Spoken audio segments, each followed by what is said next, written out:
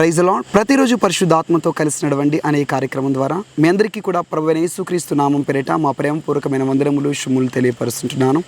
ఈరోజు నేను ప్రభు నీకు ఇస్తున్నటువంటి ప్రవచనాత్మకమైనటువంటి వాగ్దానము యెషయా గ్రంథము 61వ అధ్యాయము 7వ వచనం.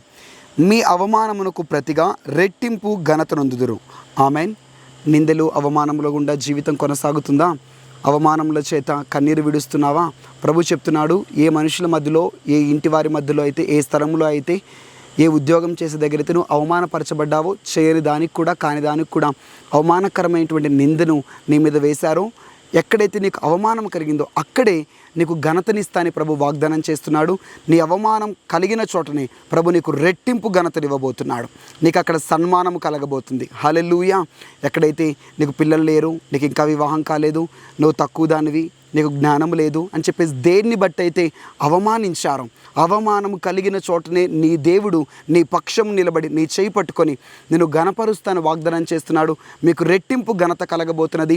నీ దేవుడు రోషం కలిగిన వాడు. నువ్వు ఆయన వైపు చూడు, ఆయన కొరకు ప్రార్థన చేసి కనిపెట్టి అడుగు, ప్రభా ఎక్కడైతే నాకు అవమానం కలిగిందో, దేనిని బట్టి అయితే నింద అవమానం కలిగి అక్కడ నువ్వు ఘనపరచని అడుగు.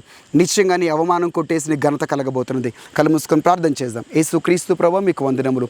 నీ బిడ్డలు ప్రభా ఏ అవమానము, ఏ నిందను బట్టి అయితే ప్రభా కన్నీరు విడుస్తున్నారో, వేదన చెందుతున్నారో, వారి అవమానము అనుభవించిన దగ్గరే, కన్నీరు విడిచిన దగ్గరే రెట్టింపు ఘనత కలుగునుగాక. అవమానము తొలగిపోయి సంతోషం ఆనందంతో వారి నింపుమని, ఏ గర్భఫలం లేదని అవమానపరుస్తున్నారో వారి గర్భ తెరవబడి అద్భుతం జరిగి ఘనత కలుగునుగాక. ఉద్యోగం లేదని ఎక్కడైతే అవమానపరచబడ్డారో అక్కడే మంచి ఉద్యోగం వారికి అనుగ్రహింపబడునుగాక. యేసుక్రీస్తు నామములో దేన్ని బట్టి వారి కుటుంబము, వారి పిల్లలు తక్కువగా చూడబడుతున్నారో అక్కడే ప్రభు వారి మధ్యలోనే ఘనతగా గొప్ప కీర్తితో వారి పిల్లల్ని, వారి కుటుంబాన్ని మీరు ఘనపరిచి ఆశీర్వదించమని యేసు నామములో ప్రార్థిస్తున్నాం తండ్రి. ఆమేన్. నీ దేవుడు చాలా రోషం కలిగి నేను ఘనపరచడానికి సిద్ధంగా ఉన్నాడు. రెట్టింపు ఘనత నీకు కలగబోతున్నది. God bless you. Thank you. Praise the lord.